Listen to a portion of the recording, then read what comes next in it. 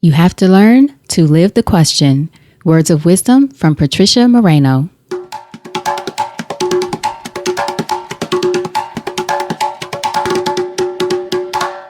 Welcome to Support is Sexy. I'm your host, Elayne Fluker, entrepreneur, author, and founder of Chic Rebellion Media. 5 days a week, Monday through Friday, I interview inspiring women entrepreneurs who share their wins and their lessons to help you take your business and your life to the next level and create something sexy. Here we go.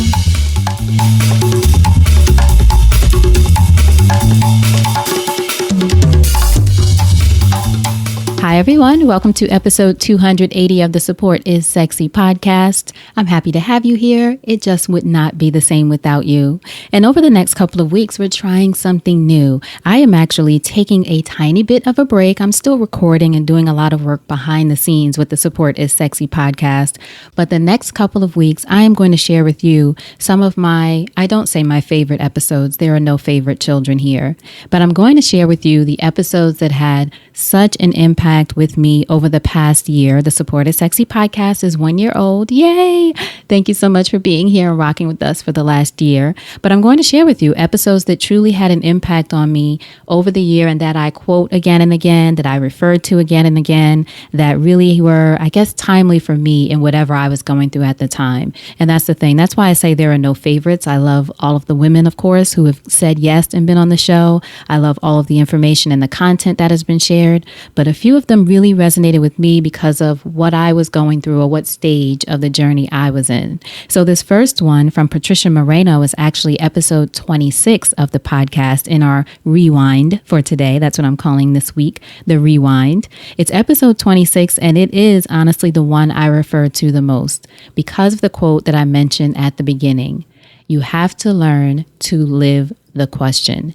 And Patricia goes into detail in this episode about her journey of learning to live the question and just what that did to impact her and her life, how she built her business from that, her passion, how she put all of that into living the question and how those answers came in so many different forms. And I talk to so many women, whether it's through the podcast or coaching or otherwise, and talk about this idea of not getting too caught up in finding the answer and learning to live the question. It might sound like a small twist or a small differentiation, but I'm telling you, it can be life-changing. So this is an episode I absolutely wanted to kick off the week with and share with you all. If you've heard it before, go ahead and listen to it again with fresh ears and a fresh perspective, just as I do occasionally. It's one that I listen to over and over again as well, which might seem strange because it's me listening to myself, but really it's me listening to Patricia and her wisdom on the importance of living the question.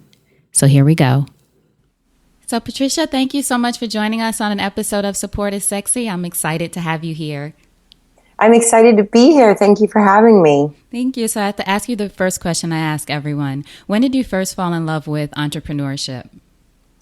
I think I did when I decided that what I was doing, I was teaching classes. I've always been in the fitness industry, and I was teaching for other people and just kind of going along with the crowd. And I decided that there was something more that I could bring out, that I could bring forth. And I wanted to create a method of training that was not just going to be about reducing ourselves to a bikini body or trying to get slim, but I wanted to create something, a way that people could use movement and exercise as an empowering lifestyle. And so I created the Intensati method and developed a teacher training course for that program.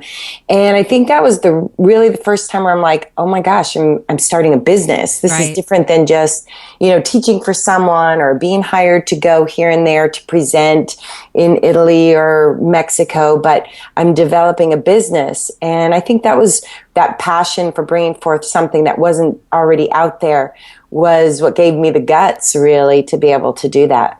Now, when you grew up with 10 siblings, right? Yes, I did. Nice big family, and you were number 9 out of 11? Very good. Yes, number 9. 8 girls and 3 boys, right? Mm-hmm, exactly. And what was Patricia like as a child? I always wanted to do something important. I think I knew that from a really young age, but I was always overweight, and that was always a big point of conversation in my home, right? How our weight and how we looked. And from a very early age, I really got that mattered, that determined my worth. That was my lesson early on. And so I was very kind of withdrawn and shy because I didn't feel like I fit. And I'm talking like third grade, that I didn't fit what I was, quote unquote, supposed to fit into, that mold, that model. And so it wasn't until I was about to start college that I really started to find a power inside of me after I started working out and training and exercising a lot, that I started to kind of find my voice and my ability to express myself. But I expressed myself through movement, and still didn't have really the skill to express myself with words, to communicate my feelings or ask for things that I needed or say no to things. So I would say I was very withdrawn and kind of shy. Unless I was in front of a big group and teaching to an audience, then I would shine. Then then the other side of you would come out. Now, your family owned Mexican restaurants, is that right? Yeah, my family owned Mexican restaurants. My dad was a lawyer, and my mom ran his practice as well. So they were very much entrepreneurs themselves. So was food always around? I would imagine that there was always food around. Did that make it harder to resist growing up and becoming overweight, having food there, or was it not part of your... It was a big part. You know, we grew up Mexican, and so there was always the Mexican food and always a lot of food. But my dad we really grew up in a very poor household. So for him, being able to like buy everything and give us everything, and a lot of that revolved around food. So I remember every day he would just come home and he would honk the horn, and we would run downstairs to bring the bags and bags of groceries home, or he would leave first thing in the morning to go to the bakery and bring home fresh donuts and cakes and things to start our day. And for him, that was like success, right? Being able to go and do these things.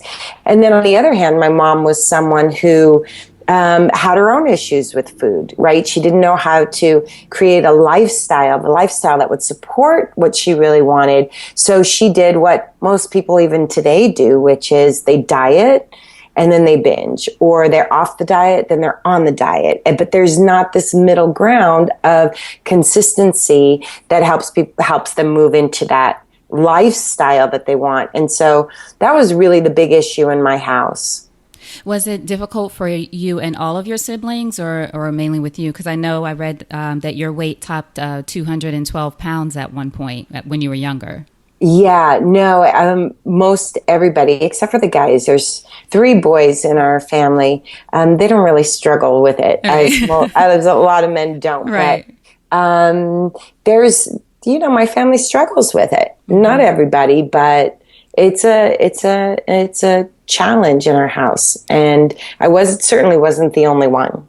I think for me too, being African American and a lot of things revolving around food and soul food, and it's difficult sometimes for your family who's been doing things for generations really to all of a sudden say, "No, don't put butter in that," or let's use this instead of that. So I know just culturally too, there's a big influence there around food. Yeah, because food is that opportunity to celebrate, to make the favorite things of everybody on those days, and to let it all go out the window. And, our house was filled with See's candy and, just all of those things that make you feel happy, right, and connected. And so there was always this thing of like, well, I'm supposed to not eat that, but that yet is the only thing that's here. Right. So it was very confusing. So who were some of your greatest influences growing up? Obviously my parents were a great influence. My dad was somebody who really got me on this path of spirituality and the power of the mind. He took me to what was called Silva Mind Control, the Silva Method.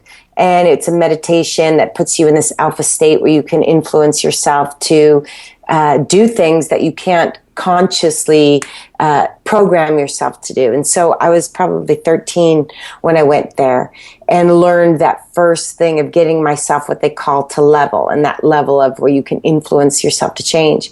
And then there was a time right around that time where I was really sick and in the hospital, and I had a bone marrow infection, and that bone marrow infection was moving in towards my heart, and they couldn't stop that infection, and the doctors were getting very nervous about it. So they were going to do an exploratory surgery the following day with the possibility of amputating my arm, which I didn't know at the time, but afterwards my parents told me. And the night before the surgery, my dad did a meditation with me, and he had me go to level, and he had me imagine this army of men marching into my arm and digging out all the infection, and then filling up their pails and marching the pails out, and then coming back in and filling the hole back up and patching it up and cleaning it up and then marching out. And the next day the infection was gone. So that was amazing. I didn't remember it till I was creating Intensati, but it was a major influence because he was always someone that said, we're capable of so much more than we ever dream we are capable of, and you can do anything, and you can find that way to do anything that's really important to you. So he was a big influence in my life, especially me taking this journey. And my mom was too, because for the other reasons, right? She had a tough life, and she was struggling and stressed. You're raising 11 kids, running 2 businesses. Like, you can imagine the amount of stress. And so she was, but always I always saw her as negative, right? As like always talking about what's wrong and always complaining. And I think that was a major influence in me in creating the Intensati method, because I wanted to help her. I wanted to find a way to help her be more positive and happier in her life. And I wasn't able to really do that. But I think that was a major influencing factor in me wanting to create a practice and a method for people to be able to turn their lives around. I love that. So tell us about the Intensati method and what it is and how it's different from other fitness programs or things out there, because it's so much more than that. It's really about physical and the mind, but I'd love to hear it from you. Yeah. So as you know, my background was, there was always fighting with my weight. And even as I got into high school, I started teaching aerobics classes and fell in love with exercise and fell in love with how great I felt and how I could move and express myself in new ways. And I lost a lot of weight and started to feel like who I wanted to be. But again, my weight fluctuated because I didn't know how to develop sustainable habits, ways of eating that were going to lead me to this long-term success. So this up and down roller coaster with my weight, although it was a shorter range and it was closer to the range that I wanted, it was still like 30 pounds up and down. And I'm 5'10", right? So you're starting from 212, getting down to like 160, going down to 140, going back to 170. Like, this range of motion was excessive for me. I was unhappy about it. And I was binging, I was purging, I was using drugs. My mantra was thin at any cost. And I didn't really care about health because my worth was wrapped up in my weight. But then I was doing a TV show, and then I was doing a regular morning TV show.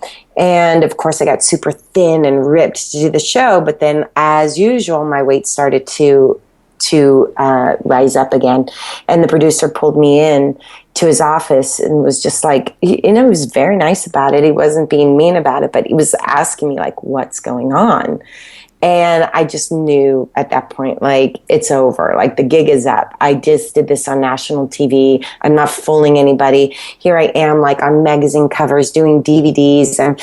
I'm sponsored by Nike. I'm sponsored by, big name companies. I'm supposedly the picture of health and well-being. I'm shouting about the importance of diet and exercise, and I'm losing at this, right? I'm failing at this. I felt like a fraud. I felt like ashamed. But then it was really that moment where it was like, it's not a secret anymore, right? The world knows. It's almost a relief, right? It's almost a relief, but it opened me up to the idea that wow, here I am, a professional. I'm a professional. I've studied this. I am talking about the benefits of diet and exercise. This is my lifestyle, and I'm losing. I'm losing this game. There must be millions of people losing at this game. This is my life. This is what I've devoted myself to. I'm a smart woman. I'm a strong woman. I've got a lot of willpower. I've got a lot of strength. I'm determined. I consider myself to be powerful, right? It must not be that there's something wrong with me. It must be something that I don't know. There's got to be something that I don't know. And if I can find that piece, that missing piece of the puzzle, because of course diet and exercise is a part of it. We cannot not, of course it is. But what's missing? What's here that's not being talked about, that's not being taught, that's not being sold as part of this puzzle of creating lasting change? There's billions of people in the weight loss industry that are failing. Like, people start a new diet up to 4 times a year, and very, very, very few, like 1%, whatever the percentage is, it's low, I don't know the exact number, are able to lose weight and maintain it. I'm like, that's just not right. How could that be? Right. All these people are like, just lack the willpower? That's just does not make sense to me. And I'm going to be the one to find the answer. I will find that answer, and I'm going to find that answer, and I'm bringing forth whatever that is. I have no idea what it is.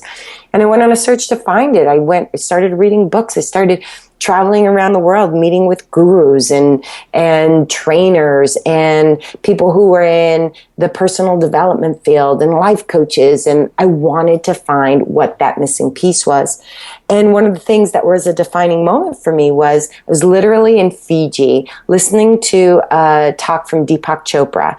And he was talking about our need to be consistent with our identity, that whatever our identity is, no matter what we change, who we believe we are, we will always live consistent with that.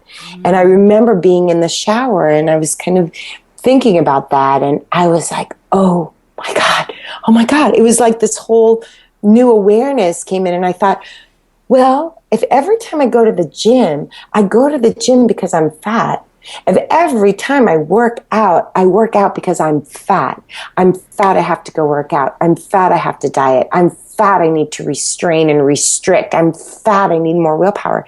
If my identity is I am fat, there's just no way, how can I be thin? How can I be fit? If I'm fat, I lose 20 pounds, 30 pounds, I am for a moment thin. I'm a thin fat person.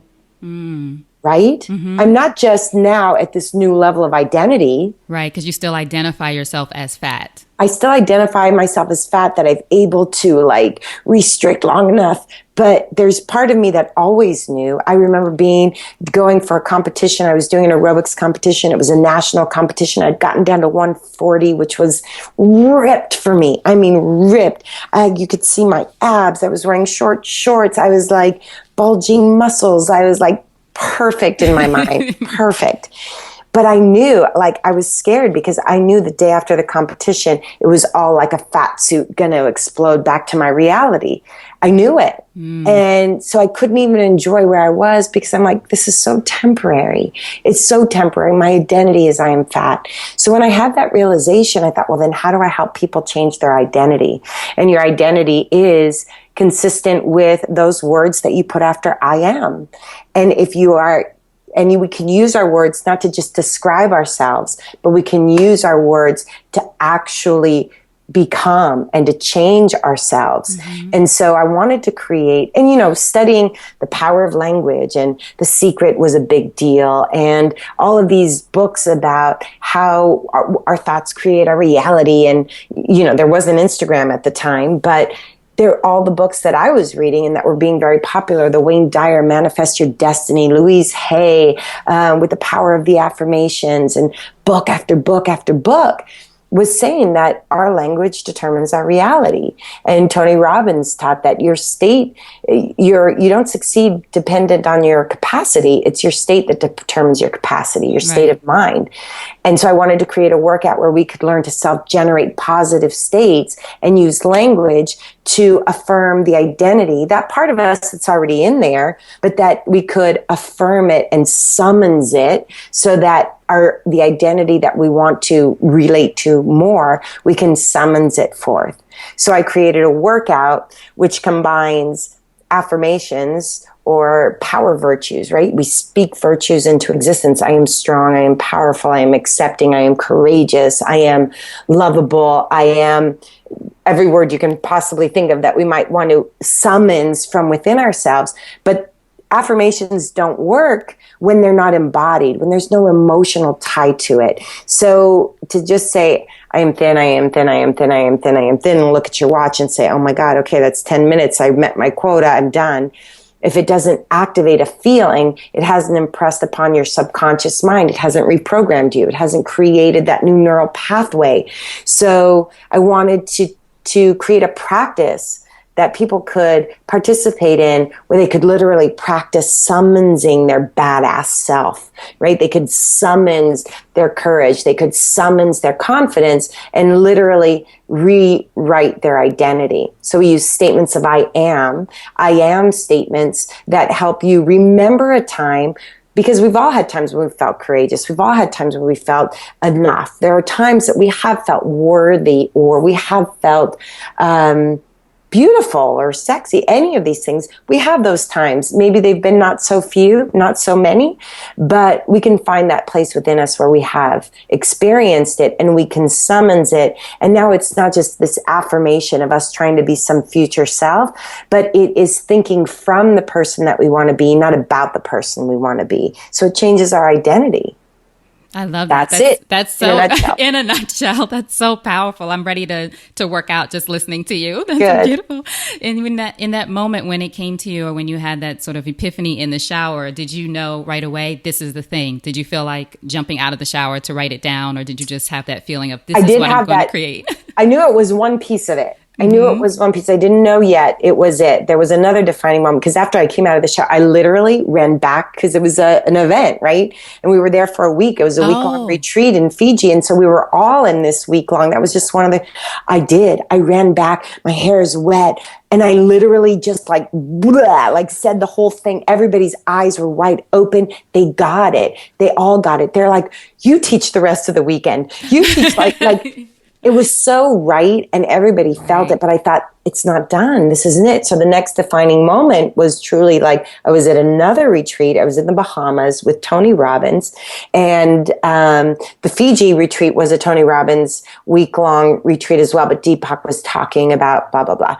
So I had joined Tony Robbins University, and you got to go to all these different workshops and seminars around the world. But this one was in the Bahamas, and we were marching. He was talking about states, right? States of being. And he says, it's not determined by what you say or what you do, but how you feel, and that you can activate that. And if you activate the state, it will then propel you to take a different action. So I was listening to that. I'm like, yeah, like, there's something there. There's something there. I know this is it. The nugget is here. It's about activating the state. But I still didn't have the answer yet. I still was uncertain. But what am I going to do with that information? I don't know. So we were walking on the beach, and we were all like marching and doing this one affirmation. All I have is within me now. All I need is within me now. All I need is within me now. All like 100 of us marching down the beach. And that was the moment. That was the lightning strike. I can remember so vividly just stopping dead in my tracks, and like as if my whole being just like crumbled and my body vibrated, and I was like, oh my God, that's it. That's it. I'm going to create a workout with affirmations that's going to have people activate states, learn to generate these states. Exactly what he's talking about, exactly what he teaches, because he was saying, I do this every day, and this is the practice that's caused me to have the most success in my lifetime. This is my practice. This is the practice I did driving 45 minutes before I went to train anybody. This is the practice I still do before every single thing. And this is the practice. If you don't do it, change your state and use, he calls them incantations. If you don't use incantations, you're not doing my work. And if you leave here and you say that this work didn't work for you, it's because you didn't follow through do the incantations. But then I thought, but you're telling us to do the incantations. I'm creating the practice that will help people do what you're saying. Now I'm creating the practice that's going to take that, which you're saying we all need to be doing to follow through and do the work that you're teaching us to do, but you haven't given us you've said go and do affirmations and walk. You've said go and do affirmations and breathe, but I'm going to create the practice. I love that. And I did. I was teaching at Equinox at the time, and I called my manager and I said, I have a new class. My classes were packed. That was not a problem. I knew if I brought something new, I could pack a class. I didn't know if I could keep them with this new idea, but I knew I could pack a class. What were your classes like at that time? Was it basic fitness, aerobics kind of classes? Yeah, it was like really intense, high impact, kickboxing. I did a dance class. I did a weight training class. So all of those fundamentals, but what people loved about my class was that it was strong and it was inspiring, but it wasn't directly inspiring like this was going to be. And I said, I have a new class and I want to put it on the schedule. Will you give me a slot? She says, yeah, what's the name of it? I said, I don't know yet. I said, but I want to start it in 1 month from now. It's because I knew if I did that, if you gave yourself a deadline, right? Give myself a deadline. I don't know what it's called. I don't know what I'm doing. I have no idea what the format is. I only know that this is the answer. I know it. And I went to teach and I started to ask people to speak out loud. They rolled their eyes. They yawned. They didn't want to do it. They were embarrassed. And I was like, they wouldn't speak out loud. They wouldn't speak out loud. They wouldn't speak out loud. Finally, I showed up to class one morning. And again, packed, because I knew if I gave them what they wanted, which was a kick-ass workout, that was it. I needed to do that. But they weren't doing the second piece. They weren't doing the piece that I felt mattered the most. And I said, listen, this is it. Here's the deal. There's hundreds of classes on this schedule, and I teach a lot of them. But this class is different. If you don't want to do this class, don't come back. The class here is designed in a way that I believe with my whole heart and being that will be the access to the very change that you want. I know this. And I shared about me having an eating disorder. I said I've had an eating disorder for 20 years. And this was the practice that caused me to heal. This very practice caused me to succeed in areas that I've never been able to succeed before. And if you want that kind of result, you can stay. But you can only stay if you participate in the class as it is created. If you don't want to participate, please leave now. And what did they say? Was everybody Everybody shocked? Started clapping. But I think it sounds like, too, so many things you said there, but your belief in it is what pushed it forward. Because at that point, you could have been like, okay, this isn't working. People aren't responding. Maybe you would have gone back and reworked it, or you may have given up. But you so passionately believed that this was the thing, and you were going to push to give it a full chance and have them give it a full try. Yeah, but can I tell you, I was scared to death. Yeah, well, that's crying. Courage, though, before right? every class, I would cry. I'd be like, they don't care. It doesn't matter. I don't have to do it. I don't have to say it. They'll never know. They'll never know. And I'll be like, God damn it. You go out there and you do it. And you do it. And I'd be like, I was scared because I knew they were like rolling their eyes. But that opportunity, when I turned around and I said, that's it. That's it. You cannot come to this class and do your own thing. You must do it as a design or don't come back. And if nobody shows up, I'll know I need to rework something. But you're coming. You like part of this. So until you actually try it, you don't know if you really like it. You try it. Today, everybody's trying it. And then if you don't like it, you never have to come back again. But how are you going to know? You've got to try it. It's like me giving you a mango or a piece of fruit you've never tasted and saying, this is the best fruit I've ever tasted. Please just taste it. And you saying, yes, I'll taste it. But you hold your nose while you're tasting it. How will you know if you like it? Right. You don't know. So that's all I ask. If you're staying, you do the class as it's designed. And you can leave at any time. You could leave in the middle. You could leave anytime you want. But don't stay in the class and not do the class. So what was it like when they first tried it or did it or surrendered? Yeah, they cried.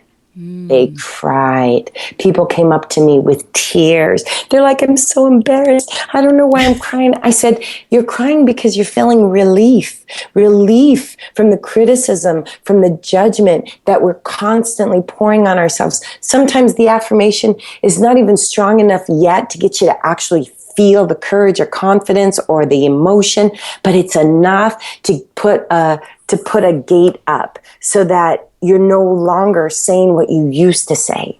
And that what you feel right now is probably relief from the old way that you've been talking to yourself. And I think, as you said, too, it was putting whatever those affirmations are in action or with an action. So it's not just saying for 10 minutes or however many times, 100 times, I am beautiful, or I am strong, but really putting some power behind it, because movement makes us feel like that. Yeah. And also, I would say, I am strong now. And we would do a punching movement and we would be calling it up. But what was different was that, an affirmation, you're thinking of your future self, but in Intensati, you're literally getting an experience of your strength. You're experiencing it while you're saying it, because that conversation gets you actually to do more than what you could possibly do when you're complaining. We've all been there. We've been in a workout where we're like, this sucks. This sucks. This teacher sucks. This workout sucks. Let me just get through it. And you barely burn a sweat because you're so busy complaining. Right. But when you're activated, right? When you're activated, when you're engaged, when you're going, one of the mantras I use all the way is, I will find a way. I will find a way. I will find a way. I will find a way.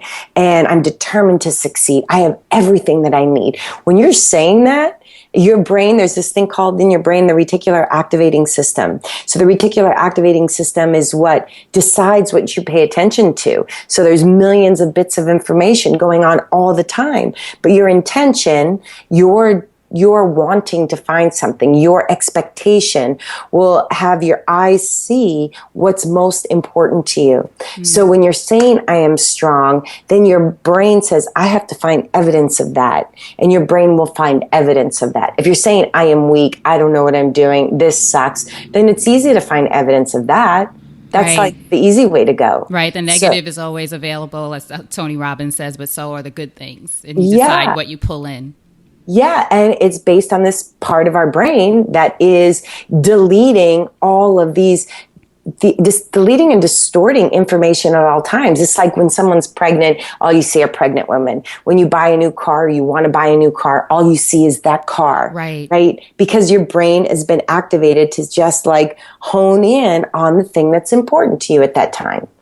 And it's the same.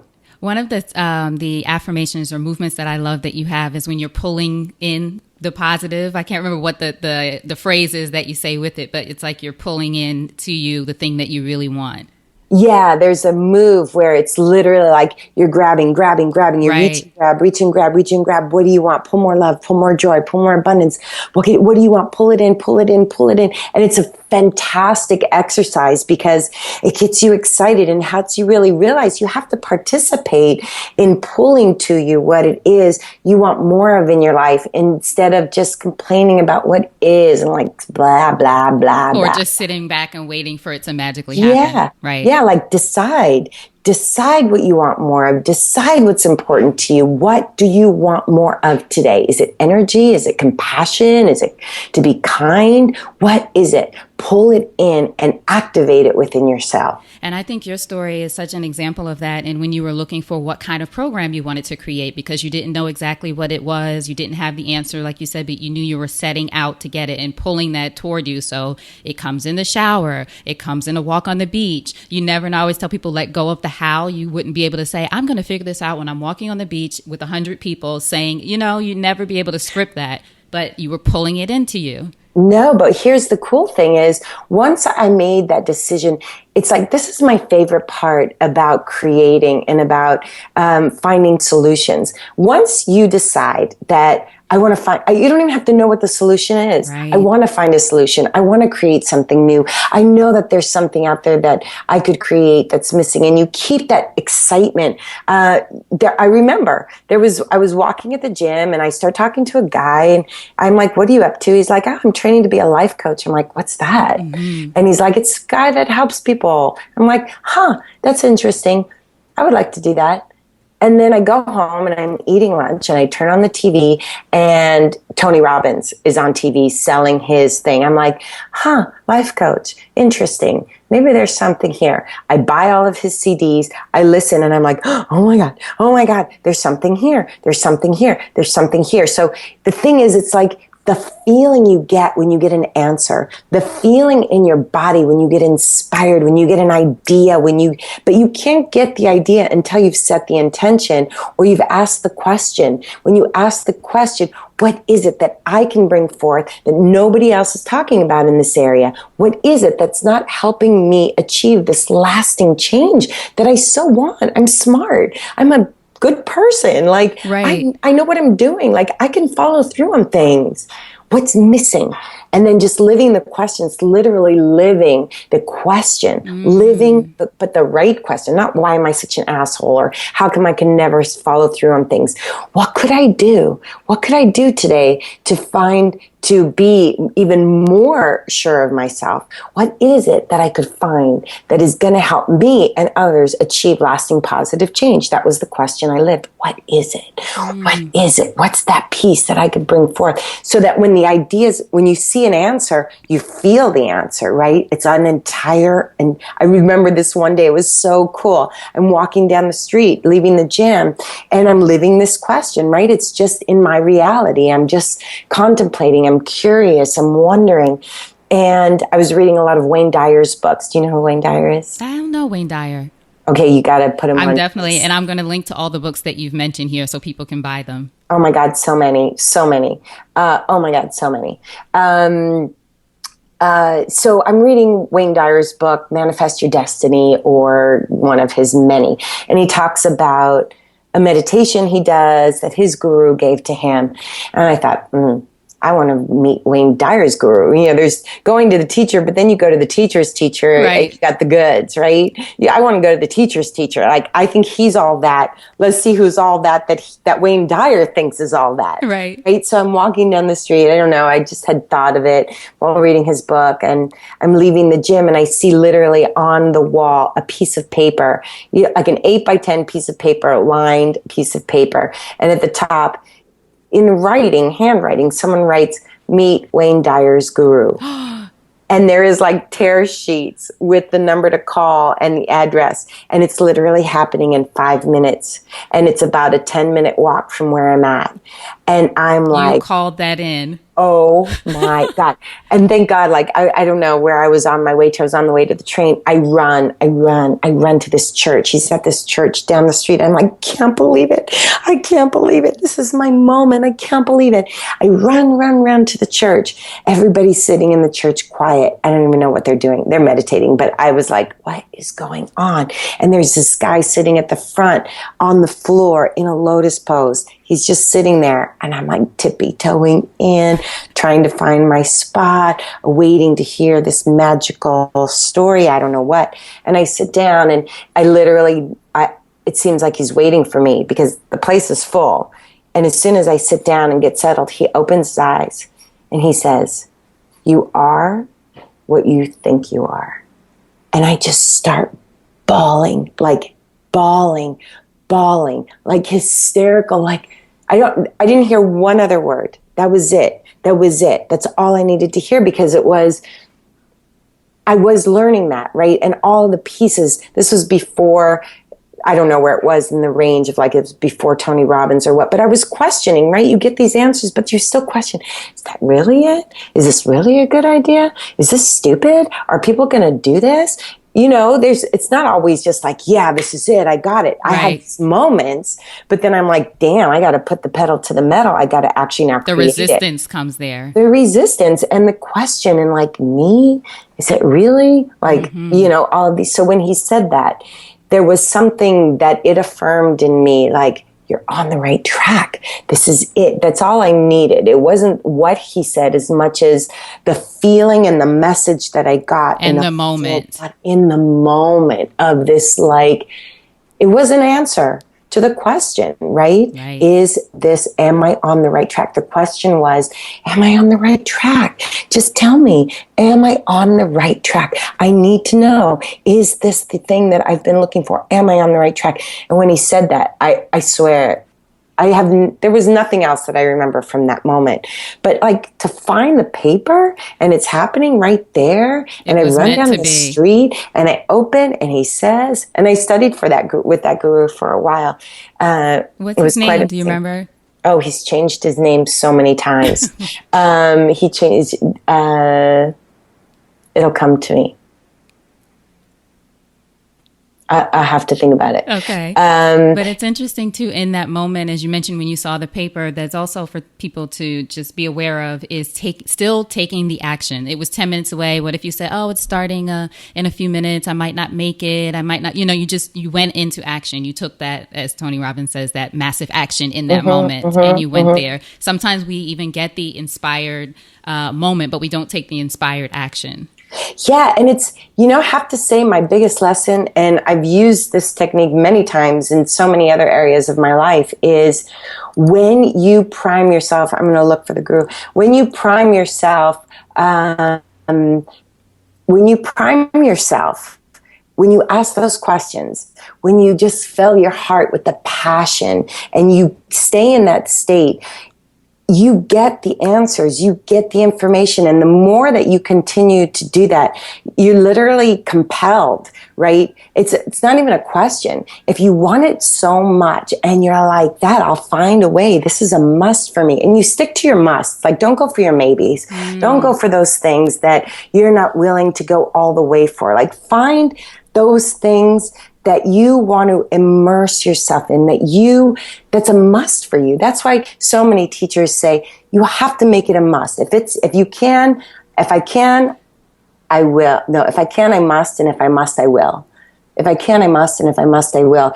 But if you leave it kind of out there somewhere in the future, it's not going to have the power to pull you, to force you to take those actions. But when you're living it and when you're stoking that fire and you're longing, a lot of people don't want to long for things because they're afraid, what if they don't get it? It's the longing. It's the passion. It's the getting thirsty and hungry for the answer, for the way, for that success, for that health, for that vitality.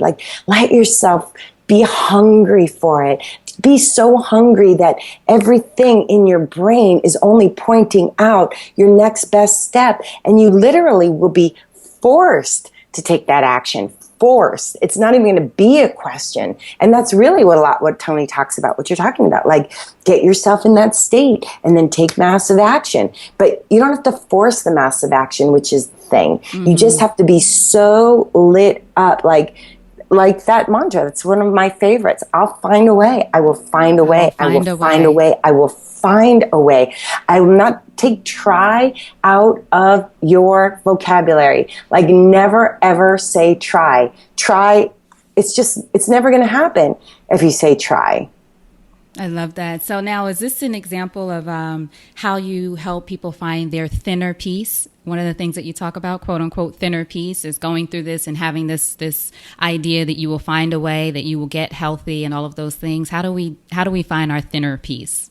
Thinner piece is really about taking action that's in alignment with your values and not just your goals, right? So what I was doing the first part of my life is trying to get a goal. And I was thin at any cost. I'll do a line of cocaine so I don't eat at that thing. I will purge because, so they're not values. They're result-oriented actions, but they aren't having me live in integrity, right? Mm-hmm. I'm not proud of those actions. They're not actions I'm going to post on my blog and say, hey, follow me, right? So we can do this. So thinner piece is about understanding that when you're living in according with your values, you value health, you value feeling good in your skin, you value feeling capable and strong, you value living a long life to be around to see your grandchildren, whatever those things are. When you live according to your values, it's not so result-oriented, it's process-oriented. So today you get to win because today you ate in a way that you're proud of. You moved in a way that you were proud of. So even though you may not have gotten to your goal weight and you don't feel super sexy in your skin yet, you feel proud of the choices that you've made because they were conscious and they were in alignment with who you want to be, not just how you want to look. Mm-hmm. How you want to look will be a natural result of you living in alignment with your values. And it's about building yourself up not reducing yourself. It's not just like counting calories and trying to deprive myself. It's really about saying what matters to you and what habits can you put in place that will make living that value easy. So you use willpower for a short amount of time. You don't like use willpower for your entire life, right? For every single, you use willpower to install the habit. You don't use willpower to make yourself like eat fewer calories and not eat this or not eat that, but you use the willpower to install the new habits. So what do you use to not eat this and not eat that if you don't use your willpower in those moments? Well, you're using it to not eat this or that, but you're using it for a different purpose. Got it. So, for instance, right now, one of the nutritional things that I'm upgrading in my own life is not eating sugar, right? So I've gotten older. I have 3 kids. I don't want to work out as hard or as long as I used to. It's not a priority in my life. But feeling good is, and feeling a certain way is. So I do work out, right? I still work out every day. But I was finding like I was eating too much sugary things and just like getting messy with my food. And I thought the biggest habit that I could undertake, so for me to achieve my goal, is to eliminate sugar. And if I eliminate sugar, that's one habit that if I can get myself to be consistent with, will get me the result that I want long term. And so that's a habit that I'm willing to produce. Now, in order for me not to go reach for the chocolate after my meal, which is what I normally do, or when my kids are, where there's like candy or birthday cake or whatever, in order for me not to grab that, I have to remember that I am in this period of time in the process of installing a habit. So I have to use willpower and consciousness that I don't just mindlessly, how many times do you mindlessly grab something and at the end of the day, like, why did I do that? Why did I eat that? It's just habit. Why did I do that? I didn't even think about it. I didn't even stop. So yeah, we got to have that self-discipline and we have to have that self-control and that willpower, but we want to do it from that viewpoint where it's short term, it's going to get easier, and it's a habit for lifestyle that I want to create, instead of just like, oh, here's the biggest piece. This is a very important piece. If I am trying to deprive myself of a food or stop eating sugar or so much processed food just to get the weight loss, right? I'm going to get the weight loss. I want to get thin for my wedding. Then I have to force myself to stick to that, right? I have to force myself to not eat those things I love to eat. The difference is I'm not changing. I am willing to change. I'm willing to become the person that does not eat sugar. I'm willing to become that person versus I am trying to force myself, as I am, who loves sugar, who wants to eat all the sugar I want to eat, to not eat it. Does that make sense? It does. It's a mind shift around who you are or who you want to be. Right. So it goes back to your values, right? So it goes back to, I'm not forcing myself to just like slap my hand and use shame, or like this short-term process to just use willpower. And then, of course, after the wedding, I'm going to explode back to my old self. I have to be conscious that instead of that, I'm not going to force myself. Going to allow myself. I'm going to become this person. I accept that I am willing to change. I'm willing to change my lifestyle. Yes, I have to put effort. Yes, I have to be conscious because I like to grab those things. But it's a willingness. It's an internal willingness to change versus a short-term holding my breath. Right. And forcing myself to do this action that I don't really want to do, right? You kind of have to want to do it instead of forcing yourself to, I can't wait till this weekend when I get to binge and eat all the cake I want because the wedding's going to be over. And that's the thing too, is a lot of times we make it about an event or about a certain moment or something like that, whereas you're talking about really making it about yourself, first of all, and wanting to change yourself and then, or better yourself, and then making it part of your life as opposed to part of the event that weekend. Because like you said, once it's over, you don't want the change anymore. You don't have a reason to want it anymore, and you let it go. Or you exhale and go, Yeah. Yeah. And that's the biggest problem is nobody really wants to change. I saw this great Instagram thing where it says, who wants a change? Who wants a change in their lives? And you see everybody raise their hand. And it says, who's willing to change? And nobody raises their hand. Exactly. So that's the deal. And that's why I call badass training, right? You got to be a badass for your goals. You got to get gangsta on your goals. Right. Get gangsta on your goals. And you also talk about being a spiritual badass too. What is spiritual badass is really what I talk about, because spiritual badass is about being a badass of those parts of you that are invisible, right? Those parts of you that are unseen, the unseen parts, the thoughts, the emotions, the mindset, the attitude, all of those parts of us. The spiritual is where the roots of the physical is. Everything in the seen world has its roots in the unseen. Mm-hmm. So a spiritual badass is about going to the roots, is about making the change at the base of your person, right? And starting from those parts of you that are unseen, so that then it will blossom into the parts of you that are seen, versus what other people do, which is, let me just work out, or let me try to get that thing so that I'll feel better. Mm-hmm. And I'm saying, no, you have to make yourself feel better so that you naturally do the actions that you're proud of, versus the other way around. So spiritual badass is taking on that challenge of changing yourself, your identity, your beliefs, your habits, your attitude, the language that you use. And it's about becoming that person who lives in alignment with their values.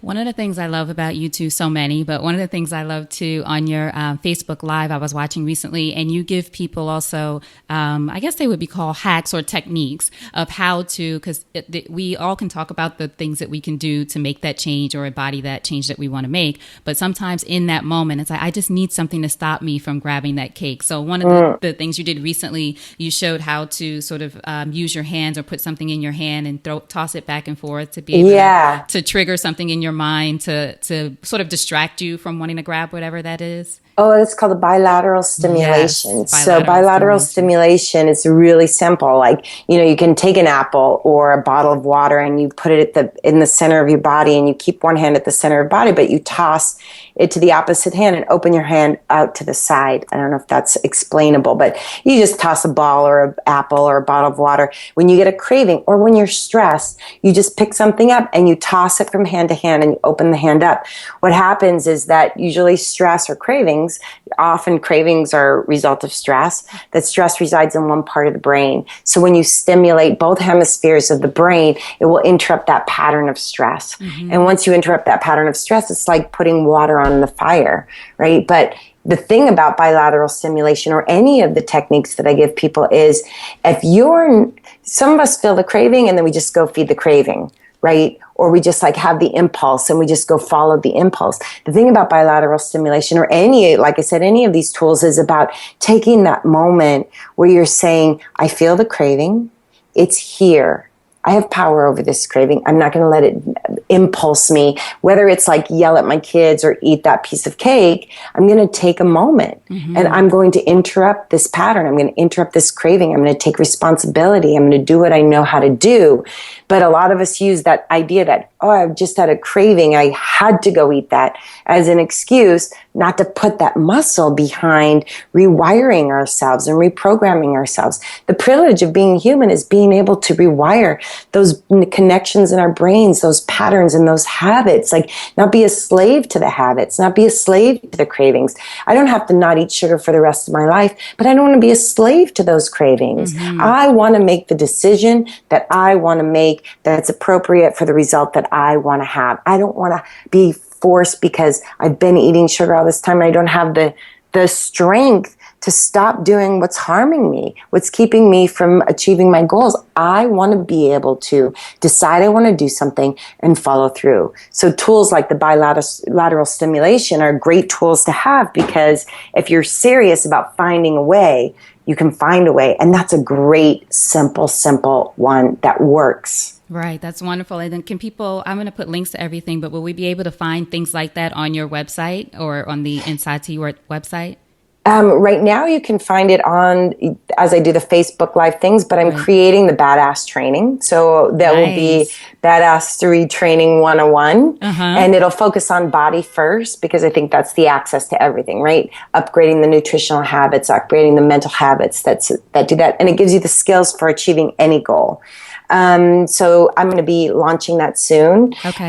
The website, we're redoing the website, rebranding the website. So there'll be streaming workouts that you can do. A lot of new products coming up. Awesome. But in the meantime, they can go to saatilife.com, and there is the workout called Willpower, and people can download that workout. I think it's $5 or something. And it's a great way to just kind of get introduced to the practice. It's a good, strong cardio practice. That's probably the best place to start. Or order the book online, Thinner Peace. Nice. Now, I have just a few more questions for you. So women entrepreneurs, a lot of the things we talk about is how busy we are and, trying to fit workout into the schedule, especially if you have kids and some other things. But also with your workouts and the information you provide, there are ways that people can do things either in a shorter period of time, or just talk about ways that we can make time to really take care of ourselves. I think that I'm a big fan of very, very small steps. Super small, consistent steps. The smaller, the better. And I just say, just have it just be out of your reach, and don't focus on the result. Focus on the habit that you're creating. Like a lot of people that I train in weight loss and one-on-one, they're like, but shouldn't I be working out more? And I'm like, let's just get the habit. Can we just get the habit of getting up every morning early enough, getting your butt to the gym, and just walk on the treadmill? It doesn't have to be this big old thing. Like a tiny step. Get yourself in the practice of getting up. Get yourself in the practice of getting there. Don't scare yourself to death. Like it's got to be the workout, a monster workout. Just slow, baby steps. Don't redo your entire diet. Don't give up everything and go down to 500 calories. Do one thing. Pick the biggest thing that, like for me, was sugar. Late night snacking, skipping breakfast, drinking enough water. Like pick one thing that you're just going to get in that's going to be a major habit that's going to influence a lot of other areas. So tiny, tiny steps. Don't go to extremes. Go the middle of the road. The extreme is where a lot of us go, right? Especially at the start of the year, or when summer is coming and we say, I'm going to do, as you said, this long list of things that people say they're going to either cut or start doing. Then you don't do it. Then you feel like a failure. And then you go back into this sad cycle. Yeah, it's not the way to go. Because if the pendulum swings one way, it's going to swing the other way. Right, that's right. What would you say the greatest lesson having a business has taught you about yourself as a woman? That really what motivates me is giving, is making a difference for other people. And when I got connected to that, when I first started teaching, I was teaching for applause, I say. I was teaching for applause. I wanted to have packed classes because it proved to me that I was lovable, or that people wanted what I had, right? So there was a kind of an arrogance and an ego to it. And I loved to help people, but it was more for me for the applause. But when I had that defining moment, I say that's the point that I shifted to working for a cause. And it was the shift to turning it into a cause and really caring. I mean, before I was kind of caring, but I was caring for my own ego. But when I started to realize, like, there's a lot of people that need this information, and I started to work for a cause, I found the energy, I found the desire, I found the way to like make things happen. And I think that's a characteristic as a woman, being a mother, that we become our best selves when we step into that place that we do matter. Like we make a difference, and we make a difference in other people's lives. But then to back up and say, this was the other biggest part of that lesson. It was like the other side of the coin is, if I'm not taking care of myself, if my body is not, if I don't feel good in my body, I cannot help other people find the way to feel good in their body. So in order for me to serve, in order for me to give, in order for me to make that biggest difference, I have to be the change I want to see. I must first be that evidence. I have to walk the walk. I have to talk the talk. I can't sell something that I don't have. And that's like my biggest line for people. Like, you can't sell what you don't own. You might know about it, but you got to own it. So you speak from a different level of conviction. When you speak from conviction, people hear you in a way that it causes them to change just by the sound of your voice. Just the sound of your voice will cause people to make changes. But if you don't own it, you can't sell it. I love that. I'm going to write that. I might have to put that up on my wall. If you don't own it, you can't sell it. So what does your support network look like? You're so giving. You help so many women, or so many people. It's not a class just for women. Inspire so many people. What does your support network look like? I have, like, my wife's a huge support. I have a lot of people in my life that they love this practice so much and get so much out of it that they're always constantly, how can I help you? Like, students from class, a lot of students from class who are always willing to, like, how can I help? So I have that level of, and then it's me, like, actually asking for it, which is not always easy. Right. But what I've started to do is to define who are those key people, the people that have that high level of information that can really help me and can help mentor me, and then be consistent about reaching out for help, because I've never been one to do that. I've never liked to ask for help. But what I've realized is that if I don't ask for help, I don't succeed. And I gotta succeed. This is a must for me to succeed. And if people offer, I'm willing to believe they mean it. And so, like tonight, I'm meeting with 3 friends who are people who are students of mine who want me to succeed. And they said, you know what? We're going to have a dinner. We're having a marketing session. We're going to brainstorm. There's someone who's in finance, there's someone who's a CEO of a business, and there's someone who's a CEO of marketing. And I was like, yes, let's do it. I need it now. Let's do it. And it's been invigorating, even just like becoming someone who can ask. And on the other side, people ask me for help all the time, and I always give it. I always answer that phone call as often as I can. But I'm like, I give help. I help. It's okay. I can ask for it. Exactly. I mean, that's what this show is all about, asking for support and being able to accept it. Like you said, if people offer it with good intention, it feels genuine, it's okay. And it's better if you say yes. Take the meeting, have the conversation, see what's there, so often, I know one of the things I always say, I got it, it's okay, I got it, as opposed to, yes, I will have a conversation. You never know what can open up for you in those situations when you're being open to support. Yeah, I just went to Summit Series. Do you know Summit Series? Yes. So I was invited to teach at Summit Series and to be part of the panel there. And there was a moment, I taught Intensati. I took one of my premier leaders, Natalia Petrozelli, who's also a historian, and we were talking about empowerment.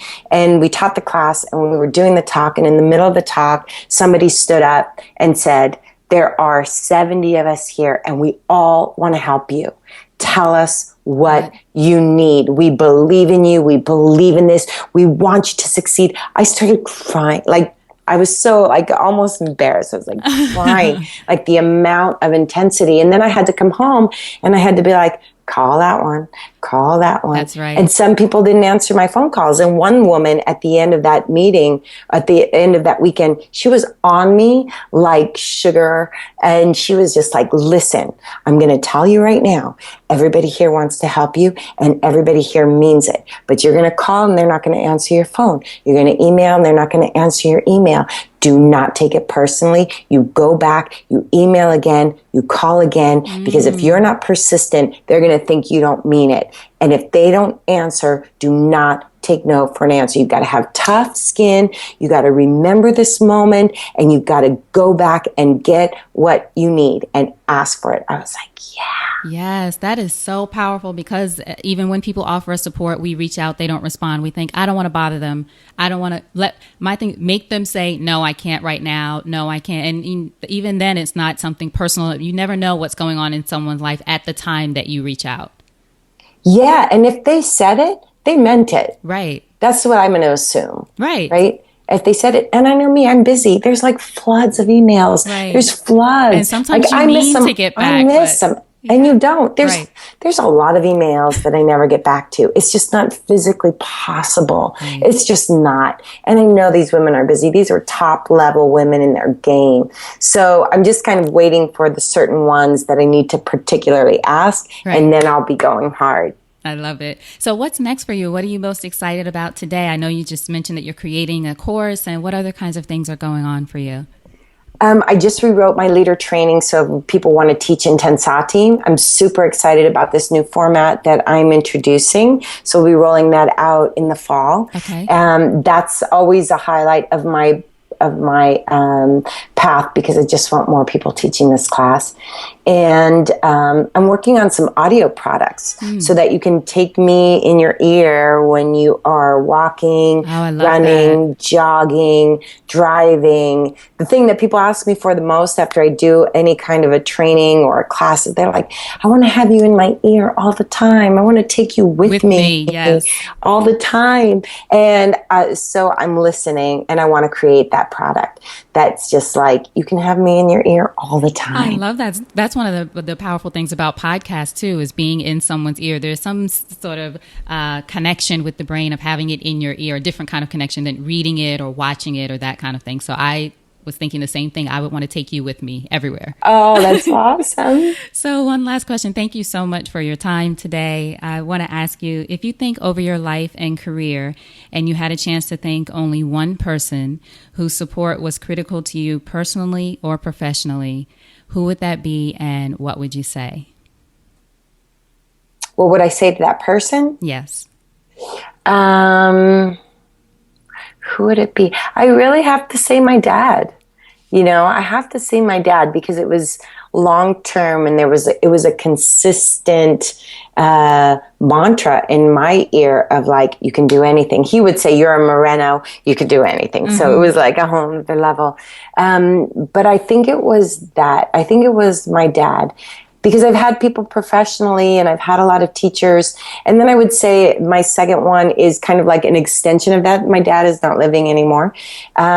But I found a teacher, Dr. Joseph Michael Levry, the founder of Nam Yoga, who I went to go see for a private session one day. And he that day became my mentor. And he's been a huge, huge mentor for me. And he is one that teaches me a lot about divine spiritual wisdom, and has given me a lot of knowledge and a lot of practices that, he sat with me for hours and hours, and I just like took dictation of the mantras and the breath work and the meditations that heals people's hearts. And he's always, every time I see him, like, he's like, it's happening. I'm going to help you. I've got your back, and we're going to do this. And so I think he's this person that right now is like my strongest supporter and mentor, and just like strengthener. I love it. So what's a way that we can support you? I know about some of the programs, but it's very important for me to be able to tell the audience ways that we can support our guests. So I'm going to have the website, links to all the books that you mentioned. Great. Yeah, of course. What can we do to support you? I think really just if you find something that you like of mine, if you hear something that, one of the Facebook Live, I've been doing daily Facebook Lives, trying to keep them to like 5 minutes. If you see a post, if you see a tweet, like, tell people about me. Is the Facebook Live at a certain time every day or different times during the day? It's different times every day. I haven't gotten to that point yet where I've been able to be consistent. But my goal is every day, 5 days a week, not on the weekends. Nice. So I'm trying to develop that muscle of consistency, right? So if you see something, you can talk about me, you can tell someone about me, you can repost, you can retweet, you can share. That's like major, because if someone hears about me from a friend, they listen very differently. Mm-hmm. So right now I'm just trying to get more exposure to more people so that I can do more things. I love it. I love everything that you're doing. I really appreciate you. I love this program. I will be telling as many people as I know. I think it's fantastic. I took a class recently with Lucy, actually, was it in Soho? It was a couple of weeks ago. I missed you. You were there. Yes. You were there. Oh, did you come the kickoff day? I think so. The kickoff day, but I Oh, missed I had you. left? You had left, so I was excited to meet you later now, which I'm glad we were able to do. But I just think it's so powerful, the combination of the movement and what the movements are and pulling into yourself these affirmations in a different way. So thank you for everything that you do and for being here today. And before you go, what's a parting piece of advice for our listeners from you? Do it now. Do it now. Just do it now. Like we all want to wait for the right time and we all, nobody knows that we're going to be here tomorrow. Not one of us do. We don't know. We pray, we hope, we think, it's not on our mind, but there's not one of us that knows for sure. So if it's important, do it now and don't wait. I love it. Patricia, thank you so much. I appreciate you. Hold on one second. All right. Thank you so much for listening to that Rewind with Patricia Moreno. I love it every time I hear it. Hopefully you got something out of that, whether it was your first time listening or you were listening to it again. Now, for more, you can go to supportissexymastermind.com to find out more about Patricia and the other fantastic women we've had over nearly 300 episodes. I cannot believe it. So make sure you go to supportissexypodcast.com to check out more. Also, if you want to get within a group of women who truly support you, I am very excited to share the Support is Sexy Mastermind. Go to supportissexymastermind.com. Find out more about what I'm offering there. Weekly chats with women entrepreneurs who want to help you be successful, who want to see you win. Access to our private membership area where we have tools and resources and videos and tons of content to help support you. And then being in a private Facebook group that's not just post something there and you never hear anything. A highly engaged group where women are there to truly support you. So make sure you go to supportissexymastermind.com. Check it out. Tell a friend. I would love to have you in there and to be able to support you and letting you know that having it all doesn't mean doing it all alone. We are connected. We can all support each other and help each other win.